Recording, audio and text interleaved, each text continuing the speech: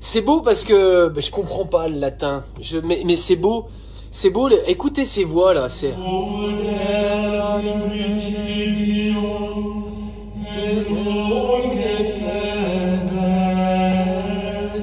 Salut tout le monde, amis des réseaux, bonsoir.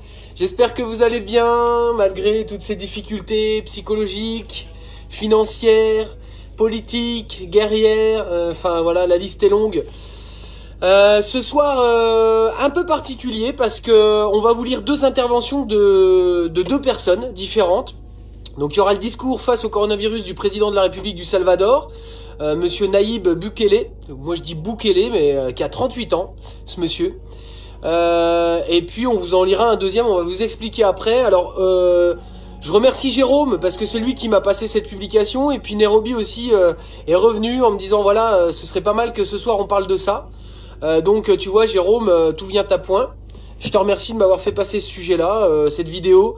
Ça m'a vachement marqué en fait. Donc faut pas non plus s'emballer. Hein. Donc c'est le plus petit pays d'Amérique centrale, avec une superficie de 20 742 km². C'est précis. Voilà, ça a bossé derrière pour une population de 6 millions, on va dire 328 000. Non, mais qu'est-ce que je raconte? Non, c'est ça va pas. Si, c'est ça. 6 328 000 habitants, hein, en 2014, voilà. Donc c'est la densité de population la plus élevée du continent américain. C'est important de le préciser. Oh, c'est beau, ça. Qu'est-ce que c'est beau. Donc, on peut... Oui, partageons, les amis, bien sûr. Alors, faut quand même savoir sur ce président, c'est qu'en février 2020, alors que les députés ne sont pas suffisamment nombreux, donc... pour approuver un emprunt de 109 millions de dollars, il se rend à l'Assemblée nationale, à l'Assemblée législative, pardon, où ses partisans sont en minorité, accompagnés par des militaires équipés de fusils et de gilets pare-balles pour intimider les parlementaires et les somment d'approuver sa décision et appellent à l'insurrection populaire. S'ensuit une vague de désapprobation.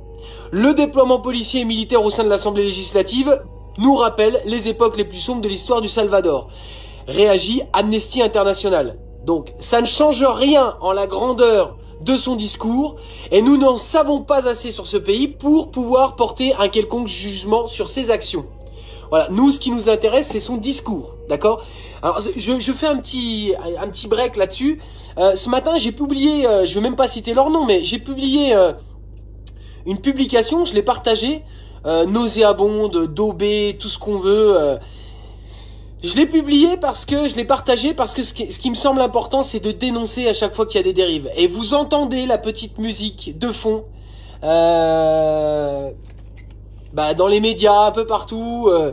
Voilà, les quartiers respectent pas d'abord le confinement. Ensuite, là, les quartiers s'embrasent. Voilà, en fait, moi, ce que ça me fait dire, c'est que c'est vraiment dangereux. Faut être très vigilant et le dénoncer partout où ça se passe.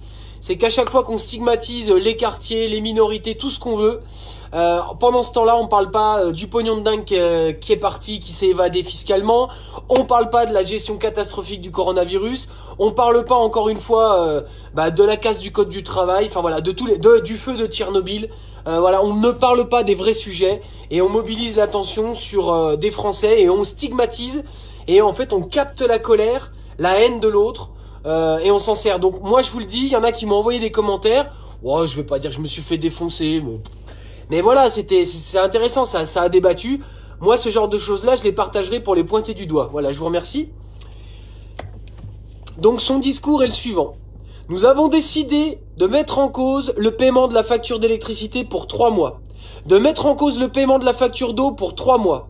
On va mettre en pause pour 3 mois la facture de téléphone, du câble et Internet. On va mettre en pause aussi les paiements des crédits dans les grandes enseignes si j'achète une télévision, un réfrigérateur. Les crédits de vente de voitures ou de motos sont aussi mis en cause. Vous n'aurez pas non plus à les payer, cela s'applique pour ces mesures. La perception des crédits d'hypothèque vont aussi être congelés. Les crédits personnels des cartes de crédit, des crédits de capital, de travail et d'entrepreneuriat vont aussi être congelés pendant 3 mois. Nous allons aussi mettre en pause les loyers. Cela n'a pas été aussi annoncé dans la soirée, mais cela fait partie des 30 mesures. Les loyers vont être mis en pause pendant 3 mois. Et ce qui va se faire pour qu'il n'y ait pas, dans le 4e mois, il n'y ait pas les 4 paiements qui tombent en une fois. Ce que l'on va faire, c'est que ces 3 mois seront dilués dans ce qui reste du contrat. Donc voilà, c'est quand même des paroles très fortes. Il a suivi. Par exemple, si vous avez une hypothèque sur 30 ans et que 13 ans sont déjà passés, les 3 mois seront dilués sans intérêt, sans arriéré sur les 17 ans qui restent. Dans un cas pareil, cela ne se sentira quasiment pas. Si le crédit est inférieur ou que le temps restant est inférieur à 2 ans, il s'appliquera donc 2 ans. Comme je l'ai dit, cela inclut les plus petites entreprises, les micro-entreprises, les propriétaires et employés de restaurants, cuisines et salles de sport, que nous avons aussi interdit. Les personnes en quarantaine, les malades que nous avons évidemment, les personnes qui ont été renvoyées chez elles sans salaire par certains chefs d'entreprise qui n'ont pas eu de conscience pendant cette crise et les chauffeurs de taxi pour finir. Il va y avoir beaucoup d'argent qui va sortir pour aider à la construction d'un hôpital, pour payer maintenant les mesures économiques que nous avons annoncées, pour acheter des médicaments, pour employer du personnel, pour faire des études, pour des achats internationaux, etc. Et des dizaines de millions de dollars vont sortir. Il ne va pas y avoir de Taïwan 2 ici, où l'argent des dons a été volé. Celui qui touche à 1 centime, je vais le charger de le faire prisonnier moi-même. Et il regarde son gouvernement assis le long de la table. Voilà. Pendant qu'il dit ça, Bukele, il regarde tout son gouvernement. 60 auditeurs vont être assignés par la commission pour vérifier toutes les dépenses qui vont se faire pendant cette crise. Je veux que dans un premier temps, nous soyons durs avec l'application de la loi. Dans un second temps, à partir de maintenant, nous allons aussi contrôler les prix du panier de courses basique. Demain, nous établirons les prix pour le riz, les haricots, les œufs, le lait, le poulet, etc. Tout ce qui est nécessaire pour notre peuple, puisse acheter sans monopole et sans abus.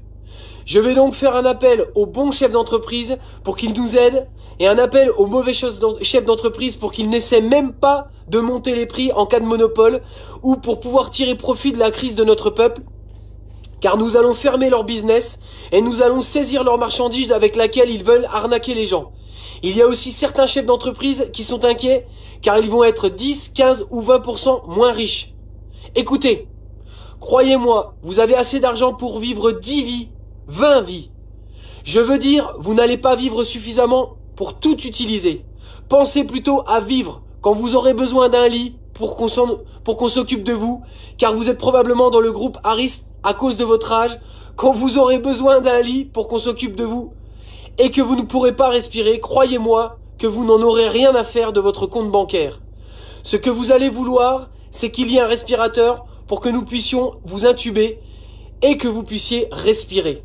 Donc ne pensez pas Ah, je vais perdre 20% de mon capital. Oui, vous allez perdre 20% de vos capitales. Mais remerciez Dieu que vous ayez toujours 80% restant. Il y a des gens qui n'ont rien à manger ce soir, donc je veux vous demander, je veux vous remercier les chefs d'entreprise, mais je veux demander à ceux qui n'ont pas encore compris que c'est un événement qui n'a jamais été vécu par notre génération. Et quand je dis génération, je veux parler de ceux qui sont vivants. On s'arrête là donc pour ce beau discours qui dure encore et qui est encore plus prenant quand on le voit, bien sûr. Le lien sera disponible donc dans les commentaires épinglés. Ça, donc, je précise pour celles et ceux qui sont arrivés que c'est le discours de Naïb Boukele, le président du Salvador. Voilà. Donc, si vous venez d'arriver, bien évidemment, c'est ici. Bing. Voilà. Merci. Je sais pas s'ils ont fini.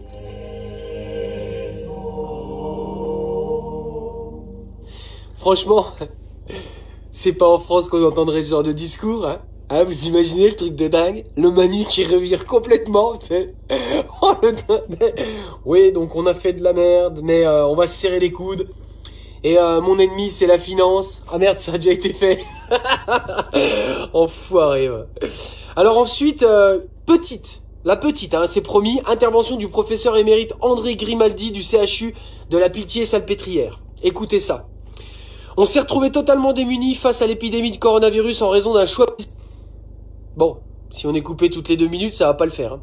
Avec un souci de rentabilité immédiate. Donc depuis des années, on a traité l'hôpital comme une entreprise, avec un mode de financement à l'activité qui faisait qu'il ne fallait surtout pas avoir des lits vides. Il fallait travailler à flux tendu. Et comme tout cela se faisait dans une contrainte budgétaire, à partir de 2008, année après année, il faut savoir que, en gros, pendant 10 ans, on a demandé chaque année à l'hôpital 800 millions d'économies. Ça fait un petit paquet de pognon de dingue. Hein.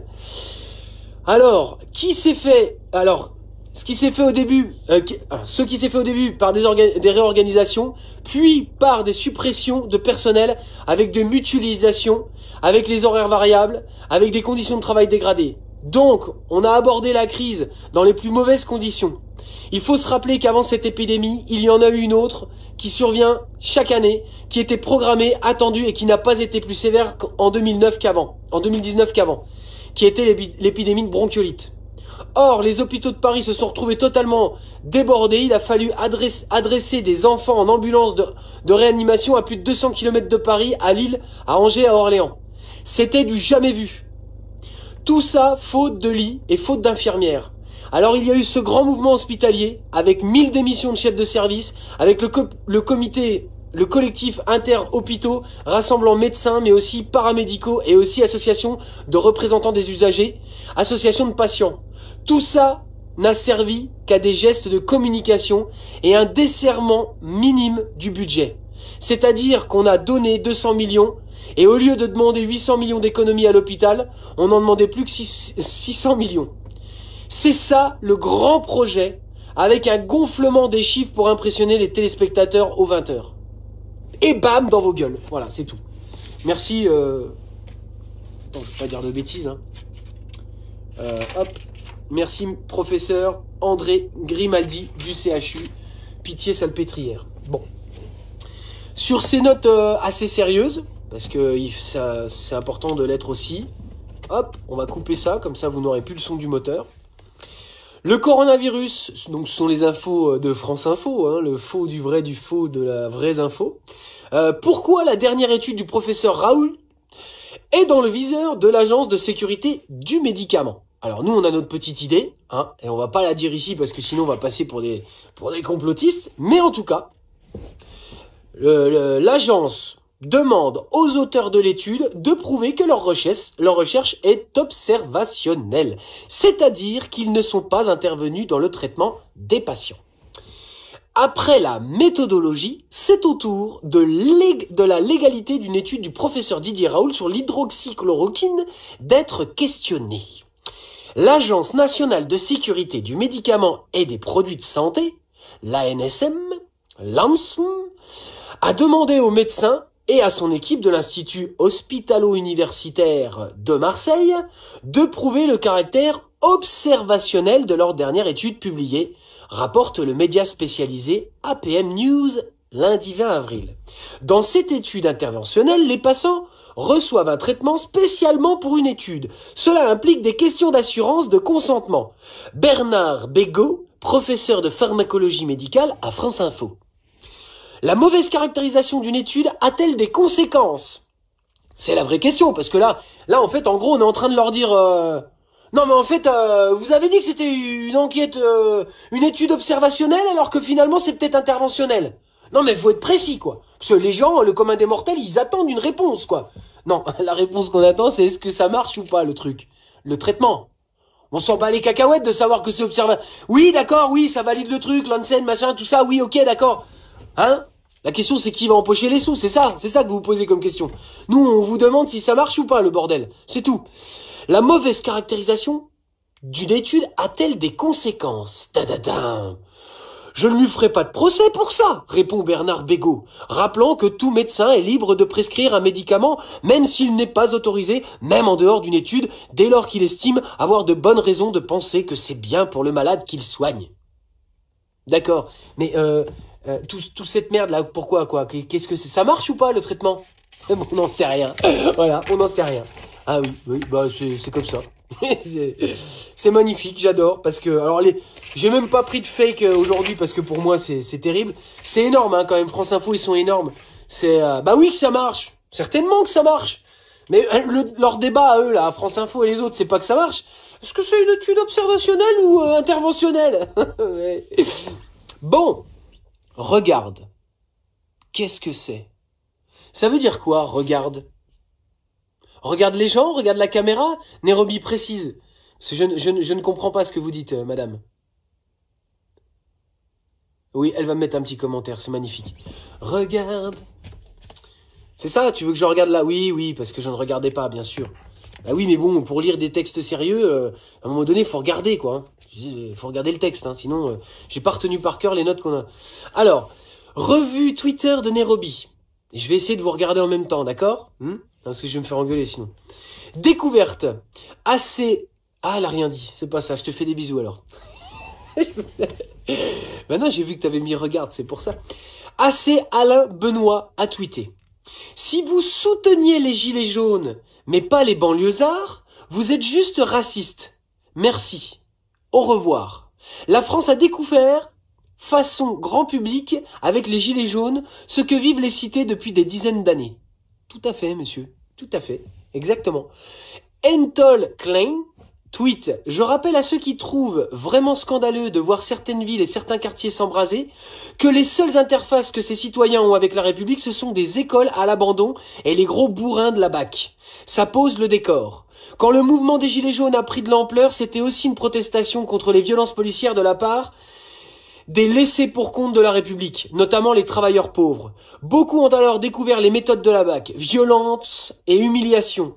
Les jeunes des quartiers sont socialement confinés dans des quartiers depuis des décennies et subissent depuis longtemps les agissements racistes et violents de la BAC. Si vous n'y voyez pas un problème, c'est que vous faites partie du problème. Voilà. Je suis bien content qu'on ait parlé de ça. Parce que ça me gonfle un peu le fait qu'on n'ait pas le droit de pointer du doigt ceux qu'on il faut avec de la joute verbale, mais il faut combattre ces idées-là. Faut expliquer en fait ce qui se passe. Alors bon, je suis d'accord. Des proches disaient que se masturber avec une râpe non, discuter avec un con, c'est comme se masturber avec une râpe à fromage. C'est très douloureux pour très peu de résultats, mais voilà, il y a parfois faut le faire quand même. Non, discuter. Masturber, chacun fait ce qu'il veut. Déferlante. Quentin Soubran a tweeté. Un courtier en pétrole de Singapour a dissimulé 800 millions de dollars de pertes sur les contrats à terme. Aux abois, la société Hing Leong, qui croule sous 4 milliards de dettes, vient de se déclarer en faillite. Aïe aïe aïe. Alors Grig Barjojo a retweeté. C'est parti mon kiki. Ouais, je sais que ça bug méchant, mais qu'est-ce que tu veux? Je suis désolé Thierry.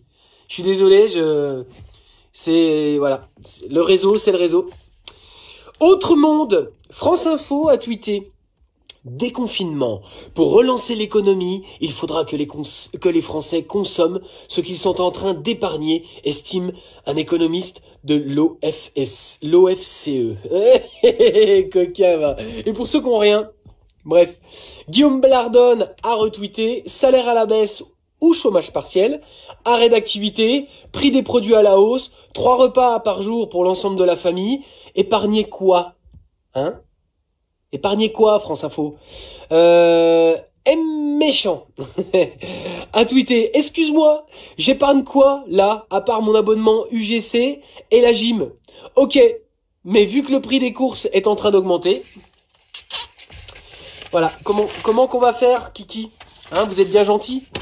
C'est un problème de riche quand tu veux épargner, n'est-ce pas? Nous, on n'épargne rien du tout, hein. Ah bon, et puis on va pas vous épargner, hein. Ah non, il y a un moment où on vous épargnera plus du tout, non. Emilien Gaud a tweeté, ce qui est sûr, c'est qu'on ne nous épargne pas les conneries. Merci Emilien. Chiffre logique, mesure illogique. Brève de presse a tweeté ceci. Flash, moins 5,7% de la population française aurait été infectée par le Covid le 11 mai. Un niveau insuffisant pour éviter une deuxième vague si toutes les mesures étaient intégralement levées après cette date. C'est une étude qui émane de l'Institut Pasteur. U sans fil tweet environ 6% pour plus de 20 000 décès en France. S'il faut atteindre 60% de la population pour atteindre l'immunité, alors il va falloir s'attendre à 10 fois plus de décès, c'est-à-dire 200 000 morts. Plutôt inquiétant. Les calculs sont bons ou pas ? Non mais je sais pas. Girardon Julie tweet une étude de haut niveau menée sans campagne de dépistage sur une maladie dont la majorité des cas sont asymptomatiques. Très bonne remarque. L'Institut Pasteur a tweeté également, hein, expliquant les raisons du confinement par l'insuffisance de la seule distanciation sociale. Philippe Sansonetti, professeur au CDF 1530 et professeur émérite à l'Institut Pasteur, pose les conditions nécessaires pour un futur déconfinement. Voilà. Bon. Je vous laisse seul juge. Hein. Alors, dans la rubrique ça va péter, bien sûr, hein, Fabrice Divisio, avocat des professions de santé, a tweeté ceci. Olivier Véran, mentir est une chose, mais mentir aux Français contre la lettre des textes que vous signez est grave. Vous n'êtes pas capable d'importer des protections et vous refusez que les pharmaciens le fassent, en les faisant menacer de sanctions que vous savez fantoches. Les ARS vous désavouent puissamment, les juristes vous désavouent et les directions départementales aussi. C'est une honte et nous obliger à saisir le Conseil d'État pour vous faire dire la vérité qui est contenue dans le texte est indigne. Hashtag nous n'oublierons pas. Autre a tweeté. Je sors d'une réunion avec le collectif C19. Nous maintenons l'action devant le Conseil d'État pour les masques pour que le gouvernement cesse une communication fausse. Nous créons un site internet pour relayer des infos vraies et vérifiées et surtout pour que la population ait les sites fiables où commander les masques. Et il m'a été demandé de rédiger des courriers type téléchargeable à adresser aux ordres professionnels, directeurs APHP, etc. en très grand nombre. Pour l'instant, difficile de faire mieux ou plus. Site fait par mon CAB Dispo 3 FFP2. Bon. Voilà. Très bon avocat, effectivement, il fera du bruit. C'est magnifique, il faut se mobiliser. Avant de quitter, de vous dire au revoir, voilà, on se plonge dans le noir pour cet instant poète. Voilà, je vous remercie en tout cas d'être resté jusque-là. Je reçois des messages très sympas. On reçoit des messages très sympas. L'équipe est vraiment contente. On continue. Et bien sûr, je le précise maintenant tout le temps, ce que vous voyez là, c'est bien la face visible de l'iceberg, de notre travail. Nous sommes nombreux et nombreux en France à travailler sur la Constitution, sur le référendum d'initiative citoyenne. Et bien sûr qu'on est tous conscients que ça va certainement péter, puisque bah, on n'est pas dupes. Hein. On voit très bien ce qui se passe. On est des récepteurs d'émotions aussi. Hein. On nous a pas élevés comme ça, mais en tout cas, moi je le ressens. On le ressent. On est plusieurs à le ressentir. Mais c'est pas pour ça qu'on s'organise pas pour la démocratie, en sachant que c'est il va peut-être se passer un moment où on n'aura pas forcément tout de suite les moyens de déployer tout ce qu'on a préparé pacifiquement. Voilà, c'est malheureux d'en arriver là, mais voilà, on va rester très positif et puis surtout c'est important de rejoindre les gens qui sont chers pour nous, de se filer un coup de main. Partage, ça fait du bien, bon, ça c'est gratos, et surtout, voilà, je leur dirai tout à l'heure. Alors ce poème s'appelle Merci Bukele. Pourquoi on ne vit pas au Salvador, ce petit pays au président en or, qui a botté le cul aux égoïstes dans un discours intense et manifeste? C'est pas chez nous que nous pourrions voir ça, gouvernants corrompus, et puis voilà, qu'ils nationalisent la perte sur notre dos, quand l'effort profite, oui, aux libéraux. Des sommes pompées dans les caisses de l'État, CICE en veux-tu, en voilà, prime Macron, trésor de guerre des jaunes, cadeaux fiscaux veut la peau de la faune. Grand pays dirigé par des mafieux, pas l'Italie, la France, c'est bien mieux, malgré cela j'aime mon pays, je me battrai jusqu'à perdre ma vie. Non, je ne connais pas le Salvador, je n'irai pas y vivre, peut-être ai-je tort, mais franchement, ça nous fait beaucoup de bien d'entendre les mots de Bukele aux siens.